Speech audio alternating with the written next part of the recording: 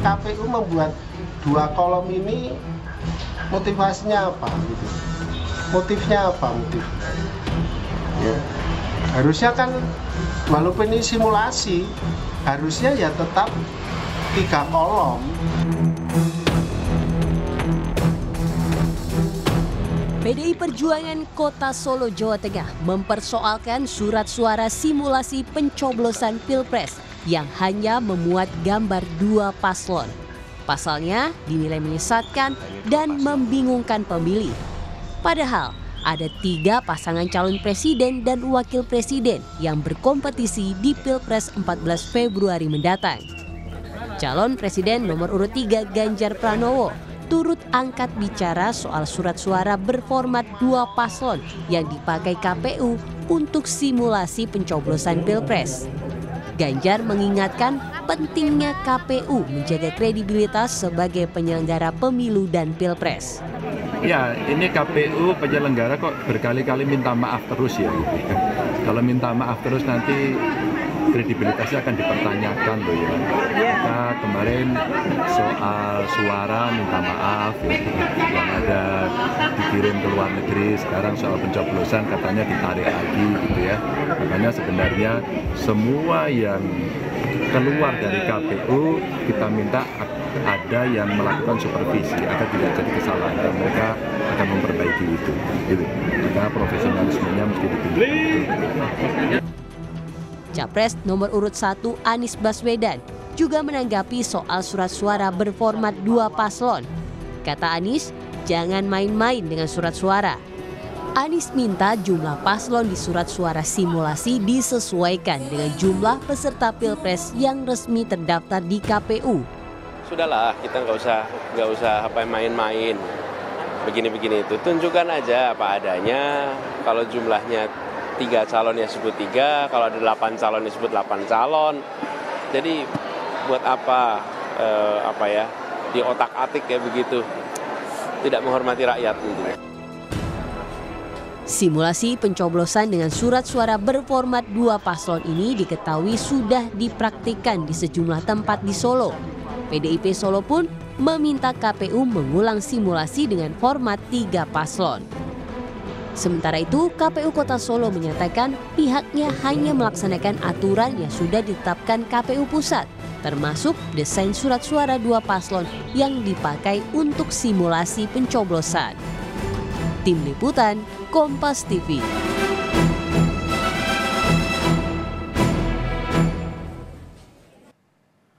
Saudara, publik menyoroti proses simulasi pencoblosan surat suara yang hanya menampilkan 2 kolom pasangan calon di Solo, Jawa Tengah. Hal ini dinilai bisa membingungkan para pemilih. Kita bahas bersama dengan anggota KPU periode 2017 hingga 2022 sekaligus pengamat pemilu, Mas Ilham Saputra yang telah bergabung bersama kami di Kompas Malam. Salam sehat Mas Ilham. Salam sehat Mas.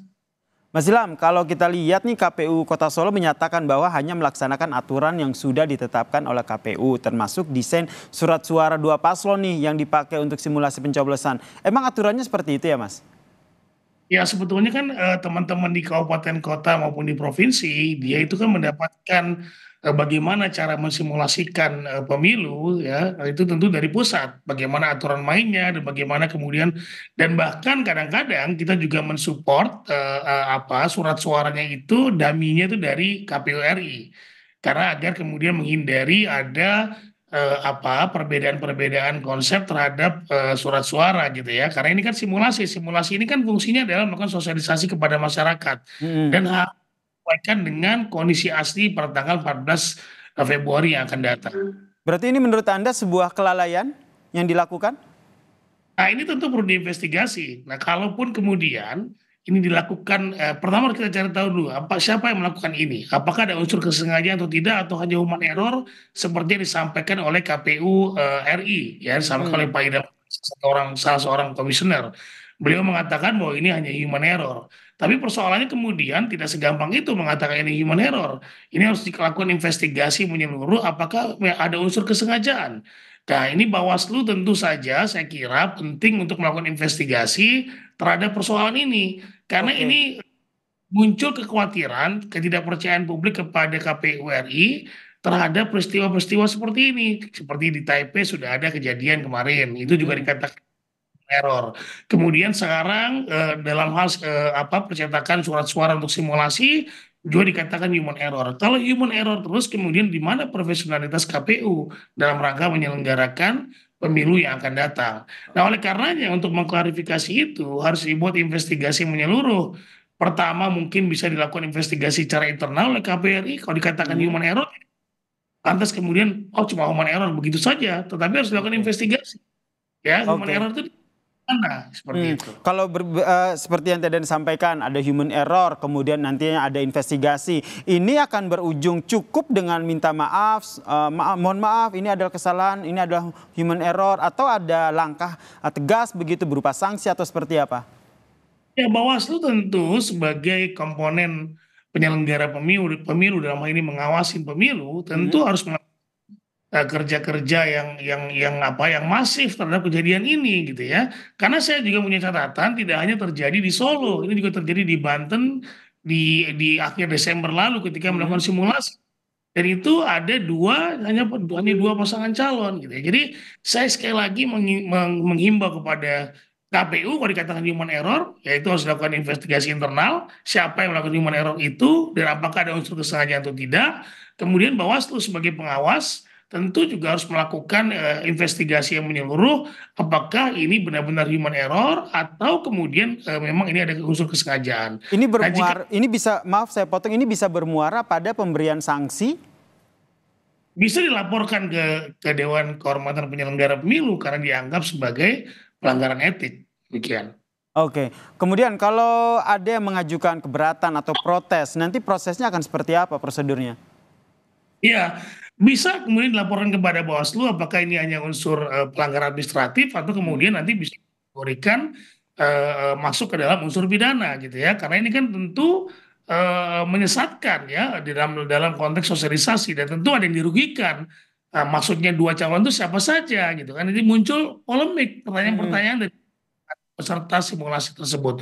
Kok cuma dua, padahal calon wapresnya ada 3 orang gitu. Nah, ini tentu menjadi persoalan dan substansi KPU dalam rangka melakukan sosialisasi jadi kabur gitu ya. Jadi sosialisasinya tidak kena dan ini seperti kalau benar kemudian ada unsur kesengajaan, tentu ini ada seperti kampanye kepada calon tertentu. Nah, ini berbahaya sekali buat penyelenggaraan pemilu ke depan. Nah, yang saya garis bawahi ada unsur kesengajaan. Menurut Anda nih sebagai yang pernah juga menjabat sebagai komisioner KPU, lebih condong kemana nih persentasenya? Ada unsur kesengajaan atau human error? Karena kalau secara orang awam kan dari awal sudah tahu loh kalau paslon pilpres itu ada 3. Iya betul. Di masa kami ketika kami menjadi penyelenggara pemilu, kesalahan-kesalahan terhadap simulasi ini hampir tidak ada. Ya, jadi tidak ada sama sekali kemudian kita membuat karena ini adalah isu sensitif. Kita menggunakan partai dengan partai buah, nomornya tidak nomor yang sesuai dengan nomor yang sudah dicetak ke dalam surat suara sesungguhnya nanti gitu ya. Tetapi kami pastikan bahwa paling tidak ya ada 3 pasangan kita cetak gitu ya. Ada 10 partai kita cetak seperti itu. Jadi walaupun nomornya tidak sama dan juga hasilnya pun tidak kita umumkan ya. Kita hanya kemudian ingin mengetahui bagaimana masyarakat bisa masuk dari TPS sampai kemudian keluar TPS, ada kesulitan atau tidak, kemudian nanti kita bisa lihat, kita evaluasi dari simulasi tersebut, apa kira-kira yang kemudian perlu kita tindak lanjuti agar kemudian penyelenggaraan pemilu atau kemudian pemungutan suara di TPS itu bisa berjalan lancar. Simulasi itu kan kalau alasannya ini sudah ada contoh simulasinya itu memang sudah ada 2 kolom aja nih, jadi itu aja yang dipakai. Ini tergantung dengan biaya pencetakan dan segala macam. Kalau seandainya alasan itu yang diutarakan itu masuk akal nggak menurut Anda?